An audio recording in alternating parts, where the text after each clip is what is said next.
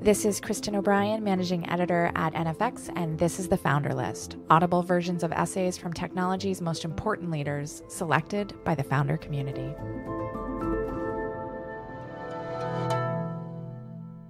This is How to Make the Most Out of Your Time and Your Life, written by Nir Eyal, best-selling author and former Stanford instructor, read by NFX. Psychologist Mihaly Csikszentmihalyi wrote that few things are sadder than encountering a person who knows exactly what he should do, yet cannot muster enough energy to do it. Why don't we do what we know needs to get done? Why is it so hard to concentrate and finish what we start? In our digital age, is there any hope of mustering enough energy to stay focused on what really matters so we can live the lives we want? In this article, you'll learn tools and strategies to finally get and stay focused. This guide is for people who want to harness the power of focus but don't have a lot of time. Over this 15-minute read, you'll get answers to, I can't focus. Why? Csikszentmihalyi argues that intense focus is possible only when a person has clear goals and the capacity to complete the tasks necessary to achieve them. Focus not only requires the ability to do the tasks at hand, but also the ability to deal with distractions that may take you off track. The trouble is, even though you may have the capacity to complete a task, you may not be able to avoid distraction and focus. While endless smartphone checking is a symptom of the problem, it is not the root cause of why you find it hard to focus. You ultimately can't blame your phone for that promotion you didn't get, or the fact you stayed in bed scrolling Instagram instead of going to the gym. To learn how to focus, you must adopt new skills as well as understand the most common causes of distraction. There are several reasons why it's hard to focus. You're stuck in an unhealthy rut. In a University College London study, participants were asked to sit at a computer and direct a cloud of dots. They were instructed to move a lever to the right if a dot cloud was moving right, and to the left if a dot cloud was moving left. Participants did this with accuracy. That is, until researchers added a weight to one side of the lever, making it harder to move one way. The result? Participants began moving the lever in the wrong yet easier direction. As the task became more difficult, participants subconsciously changed how they played the game. This study supports research from evolutionary biologists who argue humans have evolved to avoid energy-consuming tasks by taking the path of least resistance. Doing what we know we should do is often hard. If we fall into a routine of avoiding discomfort by taking too many breaks, we learn it's easier to break our focus than do what we know we should. As the DOT study shows, we quickly learn to avoid discomfort by changing the game. Henry Ford said, "Thinking is the hardest work there is, which is probably the reason so few engage in it." If checking your email for a quick minute takes the pressure off having to think through a big assignment at work, you'll keep clicking away if you don't have the tools to realize and deal with the difficulty. If you don't change your ways, you'll soon carve a mental rut that teaches your brain to automatically escape hard work instead of working through it. You don't know how to focus on things you dislike. If you like doing something, you're more likely to do it. If you enjoy shopping, for instance, you'll seek out opportunities for retail therapy. However, if you find shopping to be a burden, you will avoid it unless absolutely necessary. Unfortunately, many things you need to do in life aren't particularly enjoyable. Few people enjoy doing their taxes, but they need to get it done nonetheless. When you don't enjoy a task, you're more likely to seek an escape and lose focus. How then do you stay focused doing something you dislike? Ian Bogost, a professor at Georgia Tech and a professional video game designer, argues that we have the power to reimagine tasks to make them more enjoyable. In his book, Play Anything, Bogost challenges readers to tackle everyday tasks with the same discipline and focus used to play a game. Bogost states that we should focus more intensely on the task at hand rather than concentrating on the end result or reward.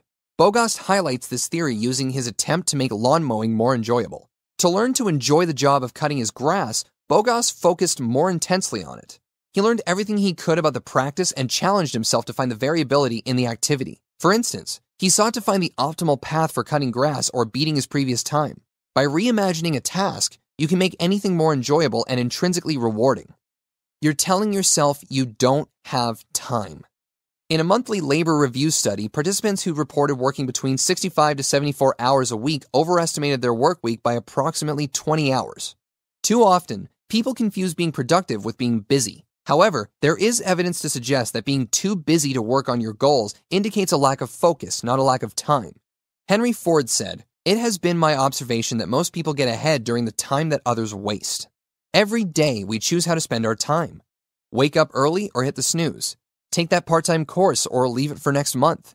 Put clothes away now or let them pile up.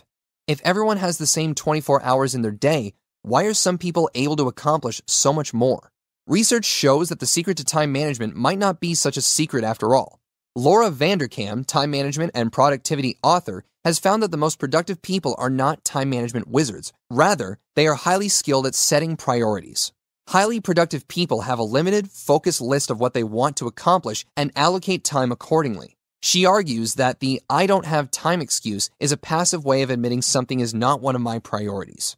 In a 2018 study on the top productivity technique, researchers found that the number one secret to time management was deciding what you want to do and when you want to do it.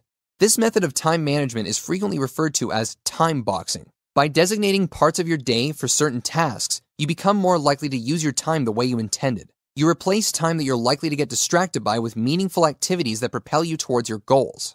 Effective time boxing starts with allocating time for what matters most. How to get and stay focused. Now that you have a clear picture of what causes people to lose focus, it's time to learn the tools to overcome distraction. Here's how to make the most out of your time and your life. Complain better. Emotional Intelligence 2.0 author Dr. Travis Bradberry argues that frequent complaining is a detrimental habit that can and should be broken. Complaining releases the stress hormone cortisol, which negatively affects mood, reduces energy levels, and can ironically lead to more of the uncomfortable emotions we seek to escape through distractions. It's time to learn how to complain better. Instead of complaining by focusing on the problem, Bradberry suggests adopting a solution-oriented approach. Next time you feel the urge to complain about a looming deadline or difficult task, stop to consider the real source of the problem. For instance, ask yourself whether a solution to the problem of not wanting to do a task can be found in changing your perception of the work. If so, changing your mind proves much easier and healthier than trying to avoid it. A little self-awareness through introspection can go a long way. Schedule your indulgences. In a 1992 study, researchers found that participants who cited being unable to lose weight despite dieting underestimated their daily caloric intake by 47%. These same participants overestimated their daily activity level by 51%. This study suggests that we have a tendency to overestimate behaviors we know to be good for us. How much we exercise, how healthy we eat, how often we clean our homes. We do the opposite when it comes to behaviors we know have detrimental effects. Alcohol consumption, sugar intake, and monthly entertainment spending. While frivolous indulgences are satisfying in the short term, they tend to move us away from what we really want. An episode of TV can be relaxing and satisfying, but what happens after 1, 2, 3? One episode feels good. A whole series can fill you with regret. When it comes to indulgences, there's nothing wrong with enjoying yourself. However, the key to moderation is intent. By setting aside time for the things likely to distract you, you ensure to control them instead of letting them control you. Instead of watching television or scrolling social media whenever the urge strikes, put that activity on your calendar, just as you would time box any task. By planning ahead, you give yourself the peace of mind knowing you'll soon have time for something fun without being taken off track when you want to stay focused. Master your triggers. In a George Mason University study, researchers found that distractions have a negative impact on the quantity and quality of our work. During the study, 54 participants were asked to outline and write essays on 3 different topics. Researchers found that interruptions negatively affected both the quality and quantity of work produced. This study supports research that distractions eat up time as well as decrease quality of work. According to one University of California study, it takes approximately 23 minutes to get back on track after being distracted. Triggers to distraction come in 2 categories, internal triggers and external triggers. Getting and staying focused requires understanding and mastering both. Triggers prompt both traction and distraction. Cell phones, work colleagues, and even our kids can all take us off track when we plan to focus. These triggers in our environment are called external triggers. External triggers are relatively easy to control. Turn your phone off, log out of social media, put a sign on your computer monitor telling colleagues you're busy, and so on. Internal triggers, on the other hand, are more difficult to recognize and correct. Internal triggers come from within. They are uncomfortable emotional states you seek to escape. Understanding the internal triggers driving you to distraction is critical to staying focused. When do you feel the urge to check your phone? Do you check it when you feel lonely, bored, anxious, overwhelmed?